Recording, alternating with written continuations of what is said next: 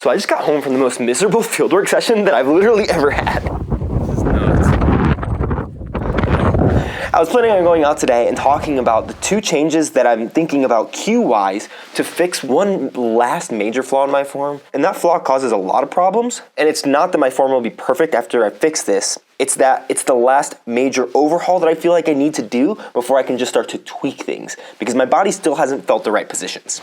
Now, form in disc golf isn't everything to scoring well, but I think if you want to throw farther, if you want to throw more consistently, and if you have goals at getting to the highest levels of our sport like I do, where I'm trying to get a tour card within the next few years, you need at least good enough form that you can have big power, which for me is a 500-foot golf line. We can argue about that all day, but I think that that's what you should at least be striving for to future-proof your game if you want to get to the Pro Tour. And having good enough form will help you to be consistent enough that you can hit the lines, hit the angles, and throw from awkward positioning, because my old form was super wide. I would spread my legs out way too much, and that would create a very unstable base that you could just tip over. So if I have to get in an awkward run-up, it's not really gonna work. Now, a lot of these things we talked about with Drew Gibson in my Backhand Bootcamp series, which is 7 videos here on the channel, but that was 1 week, which gave me a really good jump start for the off season, which luckily there's another 2.5 months of at least. And I was trying to get my form to have all of the overhauls done by December, but really not a big deal. I have literally the rest of my career to figure my form out. And so let's talk about the last thing that I feel like I need to fix, and the two cues that helped me a little bit today, and then a couple other things that I discovered while I was out there, and you'll see why it was so miserable.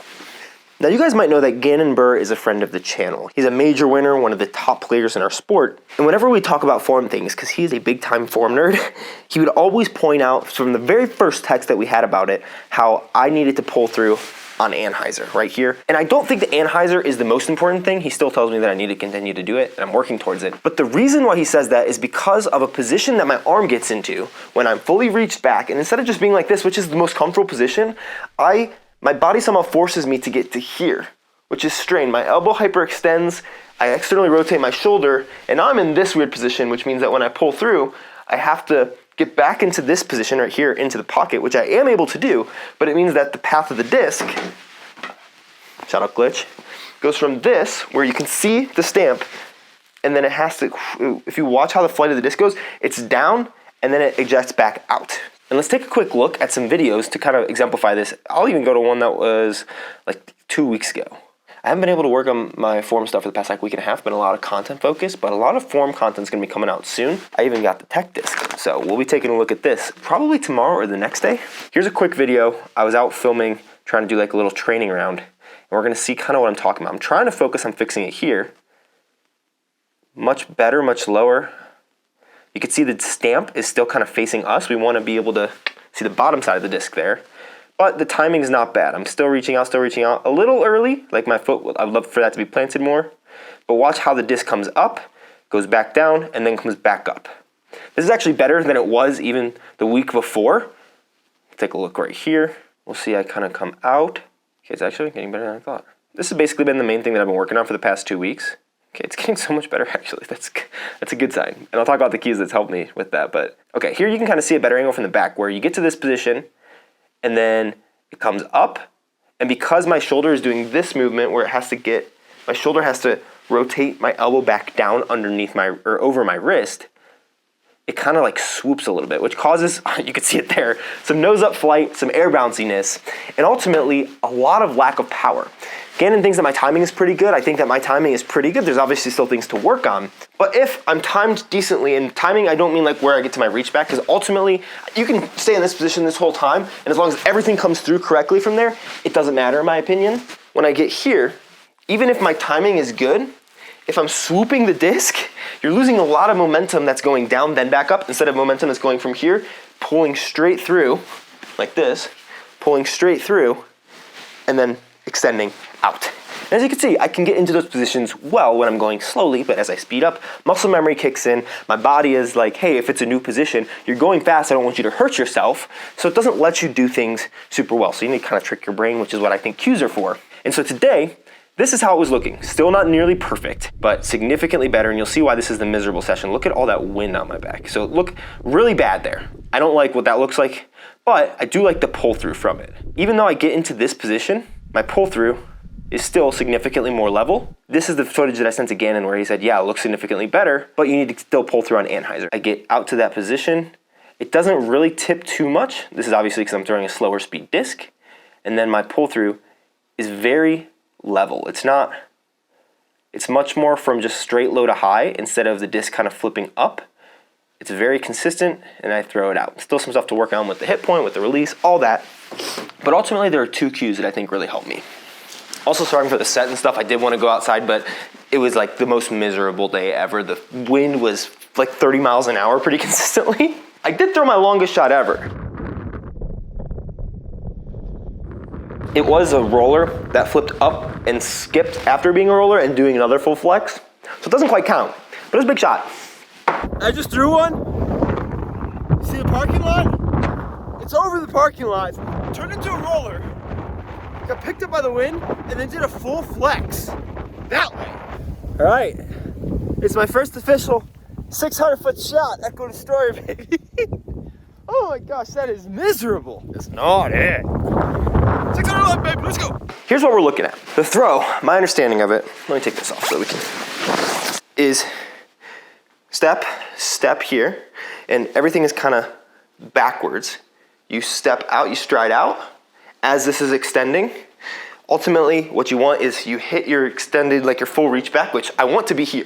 This is where I want it to be. I don't want it to be like this. Obviously, you can, if you look at how my torso moves when I do that, it is not where it needs to be. I think a part of that, honestly, I just realized this, is the way that my off arm moves up. If you saw in that video that I texted to Gannon, which I talked about earlier, I keep my off arm a little lower, which is another thing that I'm thinking about. Off arm is still something really important to me.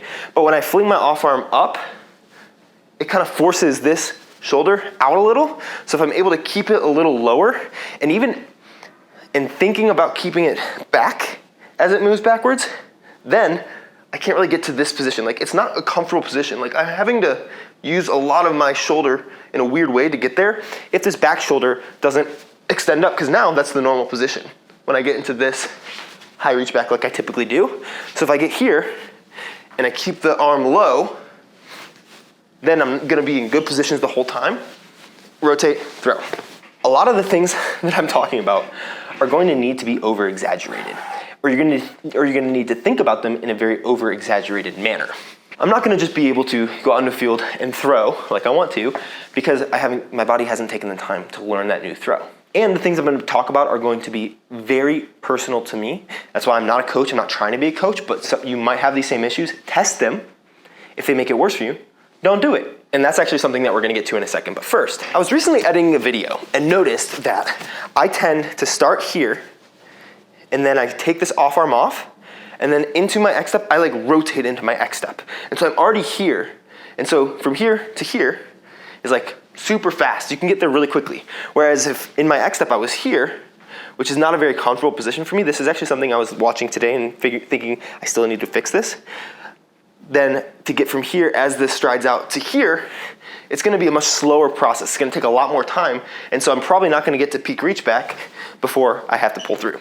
So instead of rotating into my X step, I need to figure out a way to move laterally, which I think part of me, because I have small legs, I'm 5'6", so I'm a smaller guy. And that means that like my margin for error with everything in the form is a little bit smaller than most people, because like all of my limbs are smaller. So in order to use them maximally, I have to account for more error, or less error, I guess. And so a part of me thinks that I might, this is a little bit of an aside, but a part of me thinks that I might need to get to here and then step backwards into my X step, because that's still lateral. A very short X step, like I don't need a big X step because that's not comfortable. I'm gonna have to rotate into that simply because my hips are smaller widthwise than some people, and my femurs right here are smaller lengthwise than some people, so there's not as much room for them to like swing behind each other and stay in this position where they're both facing forward. I might need to step back and then forward and get laterally. And I've also thought about something which has helped that I just remembered now, which is instead of stepping onto the balls of my feet, stepping onto the side of my foot. Stepping onto here and feeling my pressure on kind of the outside of my foot. It's an awkward feeling, but it helped me to get into this position, which is a little bit easier to throw from. But one thing that I noticed is as I was doing bigger shots, I would start here and I would think, oh, I need to take my hand off the disc because of something that I saw in a Paul Uleberry straight hold video. And this gets to the point where cues are not for everybody, because even pros, as they're talking, even me, as I'm talking, even coaches, as they're talking about cues that might work for a specific person. You can't really address everybody, and that's why specialized coaching is important, and I hope that someday we'll get to a point in our sport where there are plenty of good coaches. So this Ezra and Yuli video, where Yuli was able to get a little at a distance, Ezra told him to take his hand off of the disc. And so that had been in my head for a little bit, and so I was taking the hand off my disc, and this is why specific coaching is super important, because for me, taking the hand off my disc made it feel like my shoulders can now just rotate freely and help to bring my hips back even more. So I'm already here, and I have all this way to go with my foot to get to this position, boom, right here. And I only had this to do with my arm. So for me, in that video that I sent Gannon, which is the first thing that helped me, that was like the first time that I ever pulled a disc. Even though it was here, it came through flat. But I was thinking about keeping my hand on the disc until I got through my X step. So to my X step here, and now it can come off. And now if you look at where my shoulders are, even just in a typical run up, yeah, they're starting to turn back a little bit more, but significantly less than if I took my hand off back here. Now I'm here. So big difference there in just keeping this kind of forward. And then from here, I can take it off, extend back, they'll hit at the same time, and I can throw through. That's the first cue. The second cue has to do with something that I learned about last year in the Project 100 series, which was my last off season, where I didn't gain a ton of distance, but I got a lot of more consistency with my form, and now obviously I'm having to overhaul it again. I'm hoping this off season is my last form overhaul, and after this I don't have to worry about overhauling my form again. I can just tweak it and continually do that, because I mean, even Cole Rodolin is tweaking his form. But last off season I had done some coaching with Josh from Overthrow Disc Golf, and one of the things that he said is I was walking up backwards to the disc, so he told me basically don't turn around. Like, what I was doing was I would start and I would turn around, walk backwards, and then round across my body to get the disc out.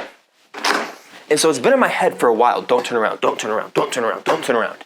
And then I started watching more players and realizing that one of the reasons I think I'm here is because I don't turn around. And this is why cues, they're so specific and they're so temporally specific. They're specific. I know this is a little bit of a rambly, crazy video. I know you guys sometimes like these and I like making them because it's how my brain works, but and I also think it's helpful information, but your cues are for specific people in specific times or at specific times that they need them. Right now, if you watch my throws, I'll overlay some footage after this while I continue to ramble about it. But what you see me do is when I get here, I get to this position because I'm leaning forward a little bit. And even if I'm not really leaning forward too much, I'm still like this. And you can see strain in this vein right here because I'm really doing everything in my power. I know I'm not supposed to look back. I'm not supposed to look back. I'm not supposed to turn around. And so I stay here, which this only can get you so far. Like obviously I'm standing still, so I'm in a balanced position here. But if I wasn't balanced and I was still falling onto this, to keep this head position, the only thing that can happen is my shoulder has to continue opening up as I fall to get to here. So now there's strained, it's extended, not like hyperextended out of its socket, but it gets from a position where my shoulder is fine here. It can stay here. It's not comfortable, but you can also see the disc is pretty flat, like you can see the flight plate. And so to get to an uncomfortable position, if I stay this way and my momentum moves me forward, it's gonna force it to do that. Instead of being here, allowing my head to be even more neutral, and now nothing happens because I'm allowing myself to turn around. If you watch pros throw, they allow themselves to turn around. And the reason that not turning around was important for me at the time, oh, my kitchen is a mess. I really didn't want that to be seen in the video, whatever. Oh, what a fraud. The reason that it's, oh God, whatever, it's all good. The reason that it's so important for me at the time was because turning around for me meant my hips were backwards and they had to do this like rounding thing to get to the other side. Whereas now, if I get here, my hips aren't in a point where they're unnecessarily backwards and I'm gonna force rounding. And so I can turn around because me telling myself to turn around, my hips are in, I've trained them to be in mostly good positions. Obviously there's tweak, whatever. Whenever I say good stuff, know that there's nuance to it. But I'm in this position here. And so now if I allow myself to turn around, it allows me to stay over my back foot while I'm reaching out my leg so that the weight can transfer better. So I can stay over this foot. You see people kind of crunched over their back leg as they extend out here so that that weight can all transfer at once and they can sling the disc forward. You can't do that if you don't allow yourself to turn around necessarily. Obviously, if you're out a little bit more here, you don't really need to turn around. And if your timing's a little bit better than mine is, you might not need to turn around. I've told myself to turn around, and I'll release some videos where the cue that's in my head is turn around, and you can still see I'm like this. Maybe instead of like this, I'm like this. Or like, you didn't really see a lot of change there. It's there, but I need to be instead of like this. Kind of almost watching the disc. That's a cue that I've thought about is, okay, let me keep my hand on the disc until my X step, and then watch the disc back. And even right now, I'm a little more forward than I want. I want to be a little more here so that once my heel hits, I can weight transfer better. But those are a couple of the cues that I was using today, and it obviously wasn't fully working. I think a part of it is thinking about even the supination and pronation of my wrist, which will force myself into those positions better, because if I think about, hey, let me just make sure that I stay whatever the heck this one is, down, and I get back here, and it's way more comfortable. And if I start here, you'll see in some of these videos, I started here, and it came up to almost flat, but never really got past flat. Whereas if I kind of start a little bit more neutral, then it's pretty easy for that elbow to be raised in the air, which is something that Brian Earhart talked about in his recent video that he did with Coach Mike Strauss, where like you never really want this to be in the air because that's what causes the swooping. And I think that's the reason why even if I'm back here and I find a way to make the disc go like this, if this isn't fully facing the top, I'm still able to mostly pull through well. Or you can see, like if I'm leaned over, you can see the top of the disc here. You can definitely see that, but my elbow is facing forward, it's not facing down.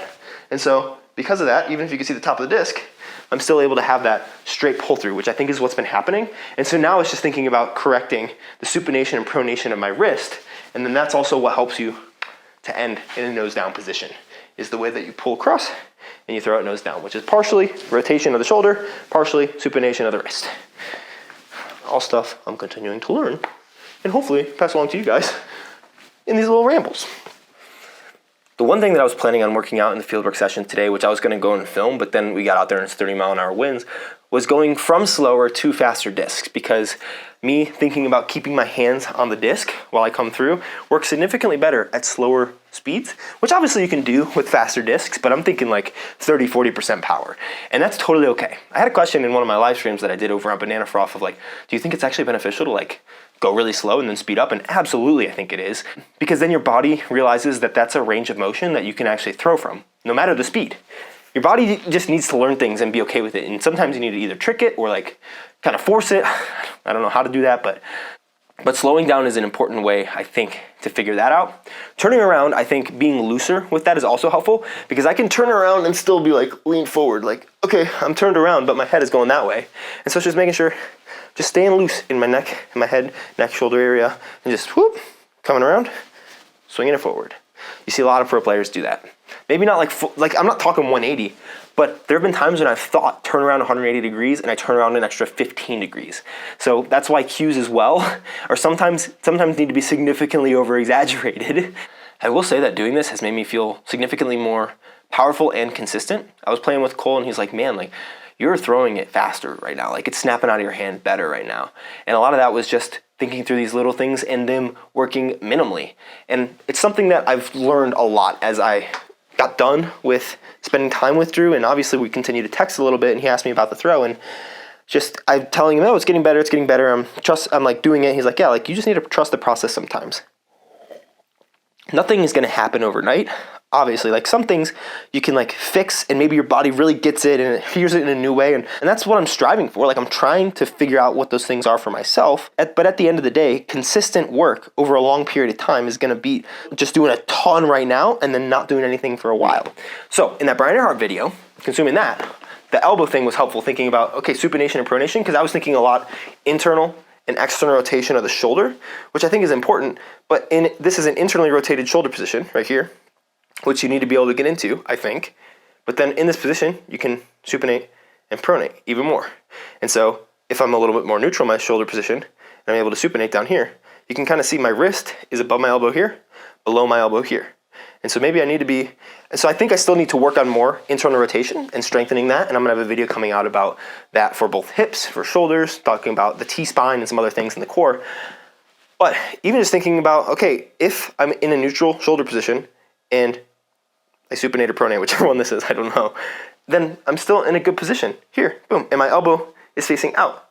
And so if I start here and I end up slightly externally rotating my shoulder, my elbow is still facing out, so I can still pull through flat, which it's much more of a rotation, much more of this and much less of this, but when I'm on camera, that's what I do sometimes.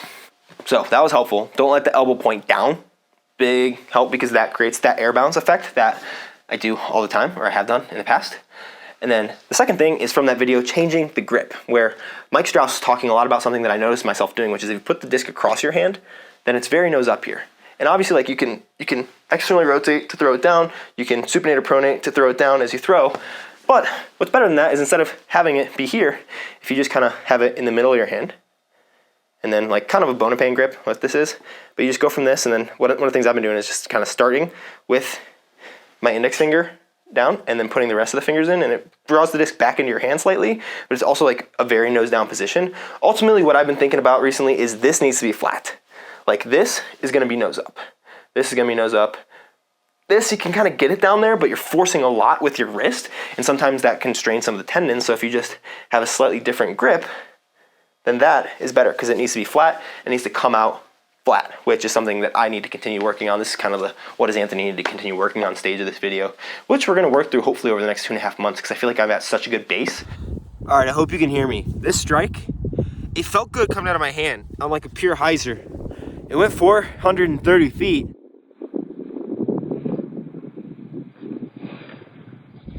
It's freezing and windy and unbearable, but something might be working. So we're gonna keep throwing a little bit, and I hope you enjoy. I gotta get back to having 1 or 2 in the chamber so I don't have to go out and film on days like these. What am I thinking? I mean, I threw a disc really far today, obviously with a helping wind, but getting a strike 430 while kind of working on stuff, I'm pretty stoked about. And so instead of, because what I notice I do is I use my wrist when I throw, but I do mostly this. That's movement with the wrist, which causes it, even if I'm in this nose down grip, causes it to be nose up. Nose up, nose up, nose up. Instead of from here, just to there. Like, less wrist movement will make it slightly more consistent. Some wrist movement still, like, I don't mind, but I want it to stop and still be pointed nose down instead of what I do, which is popping it nose up. So one big thing is, I don't know how much I was doing that today, but maybe it was a mix of all these things. I was throwing pretty nose down. One massive win is for the first time ever, I'm seeing like the bottom of the disc instead of the flight plate as I launch it, even into a headwind, which is a big win. So that's good. So I was super stoked about that, because I typically always, when I'm throwing my disc, and you can watch my videos, you can sometimes see the back of the disc as it's in the air. But today, I was seeing the underside of the disc, which is so much better, because genuinely, I think that with the form in my Can I Throw 500 video, I could throw 500 if I could get one of those discs to be nose down, you know? So I'm guessing, like, if there's no wind, I probably can go out and throw a disc close to 500 feet today, get a new PR. But there's so much to continue to work on that will be helpful with the tech disc. One last thing, obviously, is the off arm. Like, whenever you watch these, whenever you watch me throw Anheisers or whatever, the off arm and the steps are going to continue being something that I have to bring in. I have to continue figuring out how to, hey, and this actually, just doing this was really helpful in seeing that, okay, let me just make sure that, because your hips, here's the thought I've had. My off arm definitely needs to get down. It needs to be here more consistently. I don't care if, like, I punch it down. I don't care if I flip one of these drews, one of those. I don't really care what happens, but it needs to be pretty much straight and out of the way. When it comes back, there's a lot of things that different people do. And one of my thought processes was, if you remember in that similar video where I was told not to, like, turn around from Joshua overthrow, there was the up, up, down, up, which comes in where your hips and your shoulders are pointed towards the ground, instead of me, where when I was going backwards, I was down, down, down, up. And so getting this hip forward and up, and this front shoulder up, and then keeping it up during the X step, dropping it for the throw, and then throwing out, which rotates everything back upwards, made me think that, okay, getting this off shoulder up right here is a good thing. But if you kind of watch the shoulders, when I do keep it down,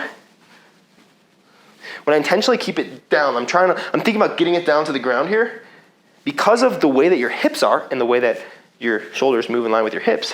If I think about keeping it down, it's still going to be above the shoulder.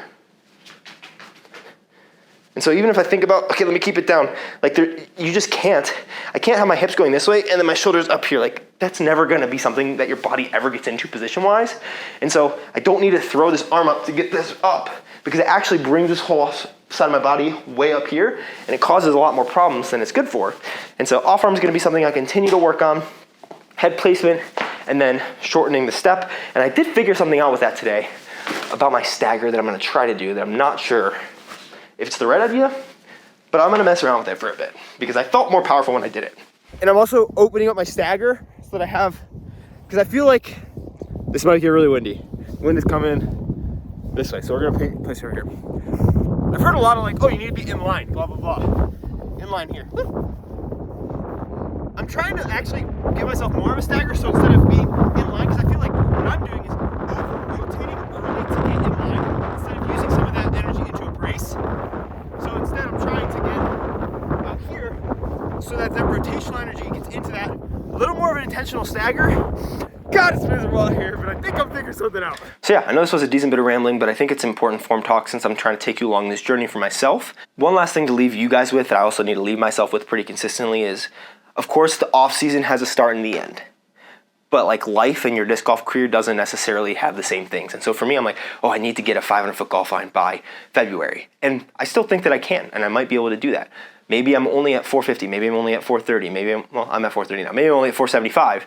No matter what it is, it'll be enough to continue to do what I want to do in disc golf and try to get better. I'm not thinking that I'm gonna be a top 50 player in the world this year. If that happens, awesome. I'm gonna be working towards that. But I'm not expecting that of myself because I know that this is a long-term journey and trying to expect too much of yourself immediately is exactly how you burn out. So push as hard as you want with this, push as hard as you can. Don't expect too much of yourself. And realize that even if the season starts, you can continue to tweak things and you always have next off season. It just happens. The more you think about it, the more you practice it, it does. So thanks for watching.